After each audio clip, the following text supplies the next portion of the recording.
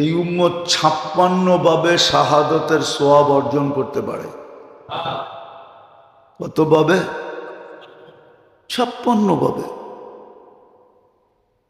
56 চিনেন? কত?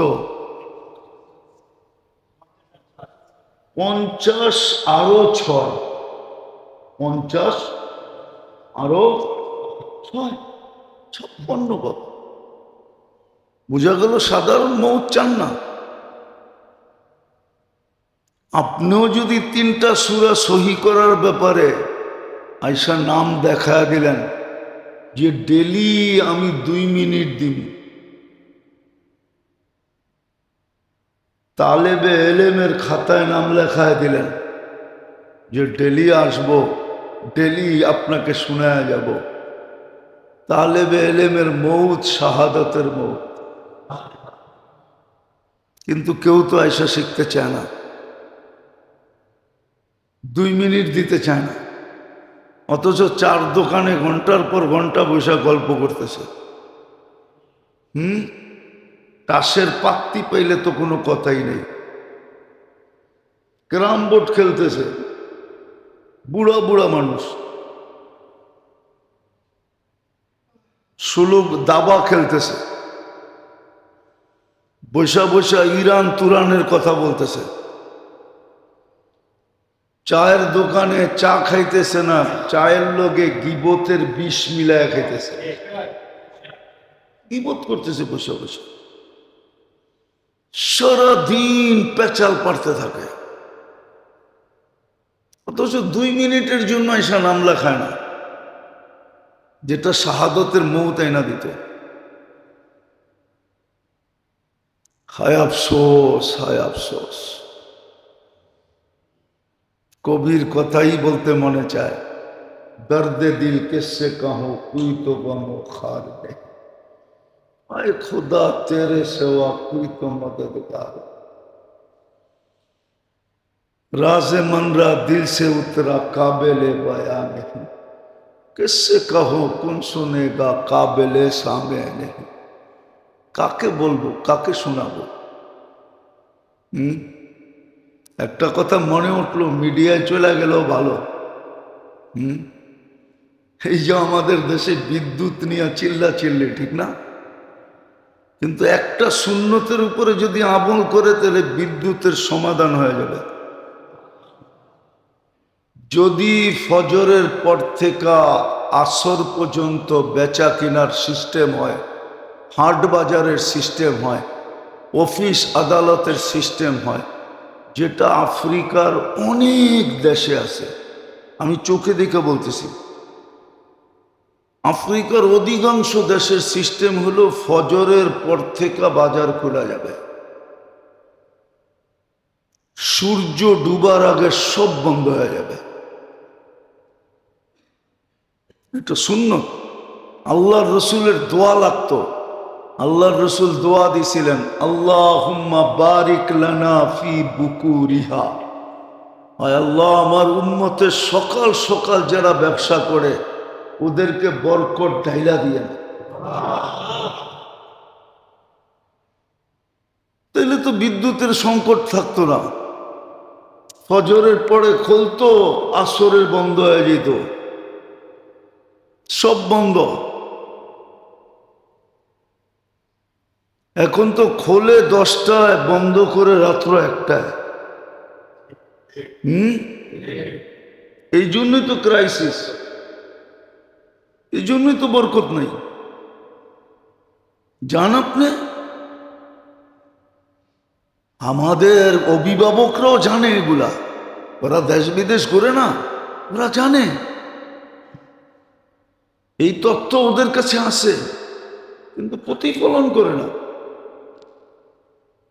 কোরা দেখুক 6 মাস বিদ্যুতের সংকট দূর হয়ে যাবে, বরকত দেশের ভিতরে বেড়ে যাবে।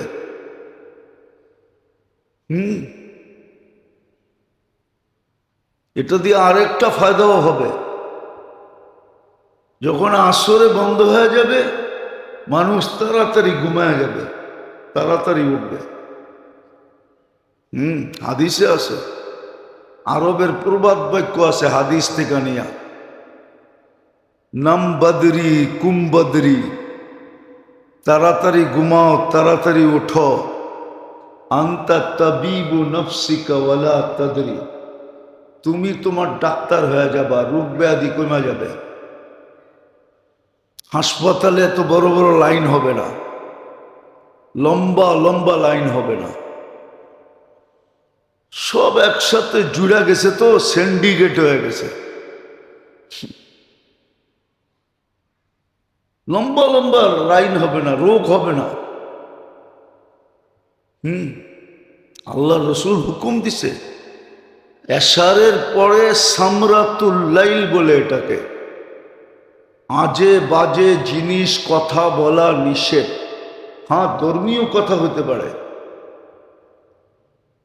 হাদিস কোরআন পড়ালেখা হতে পারে, এটার অনুমতি আছে, কিন্তু দুনিয়াবি ফালতু কথা এটা হাদিসে নিষেধ আছে। বলছে এসব পড়া তাড়াতাড়ি ঘুমায় যাও, তখন খাওয়ার সিস্টেমও চেঞ্জ হয়ে যাবে। আসরের পরে যখন বন্ধ হয়ে যাবে সব, তো খাওয়া এশারের আগে হয়ে যাবে। ইসলামের সিস্টেম হলো এশারের আগে খাও, সিস্টেম হলো জোহরের আগে খাও, সিস্টেম হলো ফজর পড়া নাস্তা করা। ফজরই তো পড়ে না, নাস্তা করবো কোত্থেকে? সবাই বলে নাস্তা করি ঘুম দিয়া, কি দিয়া? ওই জাতিকে আপনি ভালো বানাবেন কোত্থেকে? ওই জাতি উন্নত হবে কি করে? ওই জাতির ভিতরে সুখ শান্তি আসবে কি করে? নাস্তা হলো ফজর পড়া নাস্তা করো, যা থাকে ওটাই খাও, জোহরের আগে খাও, এশার আগে খাও, কন্টিনিউ করে দেখেন আপনার শরীরের সিস্টেম চেঞ্জ হয়ে যাবে। বলবেন আপনি পার করেন না কেন? আসলে পায়রা উঠি না, এই জন্য করতে পারি না। মন তো চায়, কিন্তু পায়রা ব্যস্ততার কারণে, সিস্টেমের কারণে পায়রা উঠি না, তাহলে মন চায়। সিস্টেম এটাই করে দেখেন যারা পারেন, শরীরের পুরা সিস্টেম চেঞ্জ হয়ে যাবে। নিয়ম ছিল এটা, এশারের আগে খাও, এশা পড়ো, ঘুমায়া যাও, সকাল সকাল ওঠো। এই জন্যই বড় মনীষী এটা বলছে, কোনো সাধারণ মানুষ বলে নাই। মনীষীদের কথাই একদিন সারা দুনিয়ায় প্রবাদ বাক্য, আরব ভূখণ্ডে, যদিও ওরা মানে না, কিন্তু এই প্রবাদ বাক্য ওই ভূখণ্ডের ছিল। নাম বদরি কুম বদরি, আন্তা তাবিবু নফসিকা ওয়ালা তাদরি, সকাল সকাল ঘুমাও, সকাল সকাল ওঠো, তুমি তোমার ডাক্তার হয়ে যাবা। এই ব্যবস্থাপনাই ডাক্তার, তোমাকে অনেক রোগের থেকে সুস্থ করবে। খাই 1টার সময়, ঘুমের থেকে ওঠে 10টার সময়, ঠিক না? খাইয়েই চিৎপটং, ঠিক না? চিৎপটং চিনেন? খাই ঘুম, ঠিক না? শরীরও ঘুমায় গেছে, কাজ করে নাই, ভিতরে ভিতরে কাজ হয় নাই। যখন কাজ হয় নাই তখন শুধু প্রয়োজন হয়েছে, প্রয়োজন কি? হ্যাঁ, দূষিত প্রয়োজন হয়েছে, আর কিছু না, খায় না। তো সব কিছুর মূল হলো অলসতা। অলসতা আনে মানুষের ভিতরে উদাসীনতা। উদাসীনতা যখন আসে তখন আর মুহূর্তগুলার মূল্য মনে থাকে না। আমি আখেরাতের হিসাবে বুঝাইতেছি, দুনিয়ার হিসাবে না। দুনিয়া তো ওদের জন্য ছেড়ে দেওয়া উচিত যারা দুনিয়া নিয়ে সারাদিন গবেষণা করে। আলী রাদিয়াল্লাহু তাআলা আনহুর কথা মতো উনি বলছিলেন, রাদিনা কিসমাতাল জব্বার ফিনা লানা ইলমুন ওয়ালিল আদাই মালু। দুনিয়া ওদের জন্য, আখেরাত হিসাবে বুঝাইতে চাইতেছি। তখন মুহূর্তগুলা কাজে লাগে, তখন মানুষের ভিতরে উৎপাতার যোগ্যতা আসে, উৎপাইতা থাকে। এটাকে আরবিতে মিরসাদ বলে। ইন্না রব্বাকা লাবিল মিরসাদ, তোমার রব উৎপাইতা আছে, কবে তুমি সীমারেখায় পা দিবা তোমাকে ধরব। তখন উৎপাইতা থাকে যে সুযোগগুলা কখন আসবে আর আমি কাজে লাগাবো। সারা বৎসরের সুযোগগুলা, দিনের সুযোগগুলা, সপ্তাহের সুযোগগুলা খুব কাজে লাগায়। যেমন গত রাত্রটা গেল, এটাও একটা সুযোগ ছিল, এটাকে জুমার রাত্র বলে। শিখলে আপনি পাবেন, নাহলে পাবেন না। এটাও বড় কাজে লাগানোর ছিল যে এই রাত্রটা কাজে লাগাই দেবে। এটাকে চাঁদ রাত বলে আমাদের বাসায়, কেননা জুমা ঈদ। জুমা আমাদের দেশে ঘোষণা দেওয়া হয় না, শাফি মুজাবে এই ঘোষণাটা আছে। আপনি দেশ ঘুরলে পাবেন, নাহলে পাবেন না। চলে যান মালয়েশিয়া, ইন্দোনেশিয়া, থাইল্যান্ড, ফিলিপাইন, আরো দেশ আছে যেখানে শাফি মুজাবের মানুষ। কেরালা শাফি মুজাবের মানুষ। সমুদ্রের পার্শ্ববর্তী এবং সমুদ্রের ভিতরে যে সমস্ত দেশগুলো আছে সব শাফি। ওইখানে বাকায়দা এলান করা হয় ঈদুল মাসাকিন, জুমা গরিবদের জন্য ঈদ। এটা ঘোষণা দেওয়া হয় মাইকে, আমাদের দেশে দেওয়া হয় না। ঈদের রাত্র ছিল, ঈদের দিন ছিল। জুমাও যদি 100% মুসলমান পড়তো তাইলেও তো মনকে বুঝাইতে পারতাম। 30% মুসলমানও জুমা পড়ে না। 30% মুসলমানও জুমা পড়ে, আপনারা বলেন? আপনাদের ধারণা কি পড়ে? পড়ে না। জুমার সময়ও আমার শহর থামে না, জুমার সময়ও থামে না, থাইমা যায় না। 2 রাকাতের জন্য থাইমা যায় না।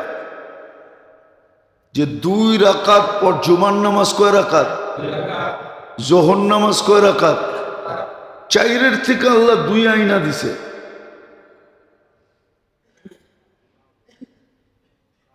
চাইরের থেকে কত ছিল? কত কনসিডার করছেন? কত? অর্ধেক কনসিডার করে দিয়েছেন, অর্ধেক। কোন কোম্পানি আছে মাল অর্ধেক কনসিডার করে? মালের দাম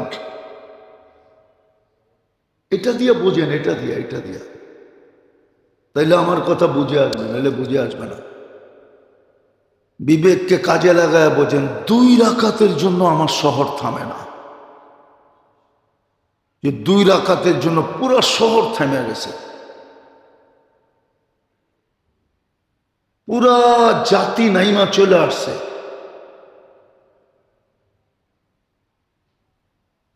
শুধু পুরুষ বলতেছি, মহিলা না। মহিলার জন্য তো জুমার নামাজ নাই। আর মহিলা হইল বাংলাদেশে 52%। কত? পুরুষ হইল 48%।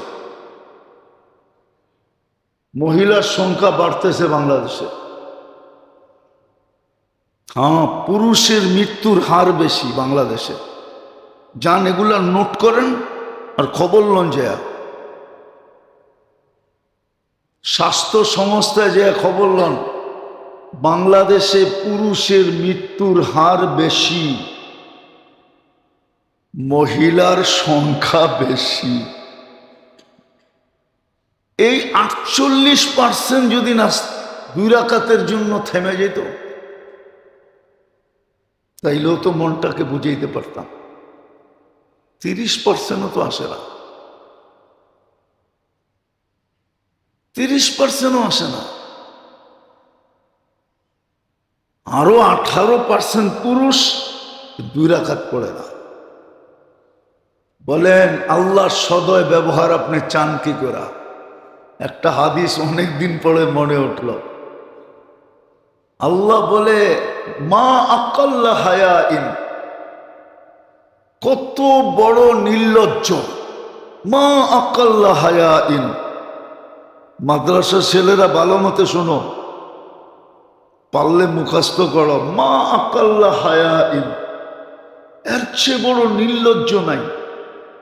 আইয়াত মা জান্নাতি বিগাইরি আমালি, আমার জান্নাত চায়, মেহমান খানায় যাইতে চায়, অথচ আমলে ঠন ঠন।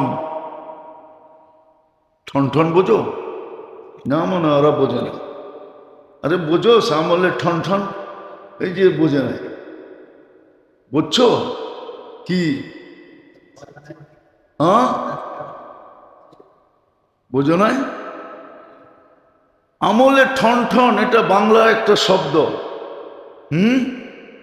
মানে আমল একবারই করে না, কিন্তু চাই কি কি আল্লাহর মেহমানখানায় যেতে চায়। মা কাল্লা হায়াইন, আল্লাহ বলে ওর চেয়ে বড় নির্লজ্জ কেউ নাই। আমার জান্নাত চায় কিন্তু আমলে ঠন ঠন, আমলে ঠন ঠন, আমল করতে চায় না।